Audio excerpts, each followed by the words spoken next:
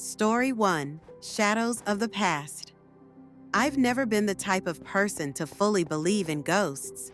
The way I see it, if we ever do encounter something out of the ordinary, it's probably something we don't quite understand yet, like interdimensional beings or echoes of the past.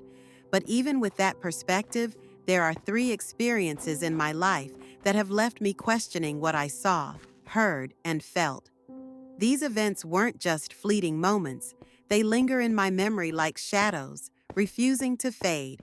Each encounter was different, yet they all seemed to share one common theme: death. Whether it was tied to places, objects, or people, death seemed to cast a long, haunting shadow. Here are my stories. The Man in the Top Hat. The first time something truly strange happened, I was just 6 years old. Back then, my dad worked for a funeral company, which wasn't as creepy as it sounds, at least not to me. One of the perks of his job was that we got a great deal on an apartment right above the funeral home. To an adult, that might seem unsettling, but I was a curious and carefree kid. The idea of corpses downstairs wasn't scary. If anything, it was fascinating. My younger brother, who was 4 at the time, and I shared a small bedroom. The room itself had an eerie feature. The chimney for the cremation furnace ran right through one wall and past the only window. The furnace was used often, but as kids, we didn't give it much thought. It was around Christmas when the first strange thing happened. I woke up one night to the sound of movement in the living room. My first thought wasn't fear, it was excitement.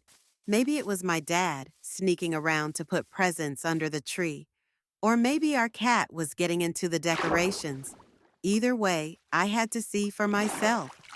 The apartment was dark, except for the dim glow of the Christmas tree lights, which cast flickering shadows on the walls. I crept out of my room and tiptoed down the hallway. From where I stood, I could see the tree and the swivel rocking chair next to it. The chair was facing the tree, and someone was sitting in it. At first, I thought it was my dad. But as I stepped closer, I realized something was off. The figure wasn't moving, and it didn't look like anyone I knew. It was completely black, like a shadow, with no discernible features. It wore a top hat, tilted slightly forward.